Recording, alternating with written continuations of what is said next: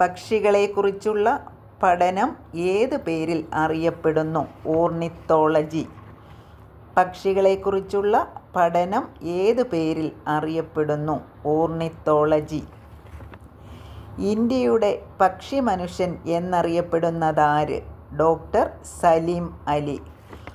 ഇന്ത്യയുടെ പക്ഷി മനുഷ്യൻ എന്നറിയപ്പെടുന്നതാര്? ഡോക്ടർ സലീം അലി. ദേശീയ പക്ഷി നിരീക്ഷണ ദിനം എന്നാണ്? നവംബർ 12. ദേശീയ പക്ഷി നിരീക്ഷണ ദിനം എന്നാണ്? നവംബർ 12. സലീം അലിയുടെ ജന്മദിനമായ നവംബർ 12 ആണ് ദേശീയ പക്ഷി നിരീക്ഷണ ദിനമായി ആചരിക്കുന്നത്. ലോക പക്ഷി നിരീക്ഷണ ദിനം എന്നാണ്?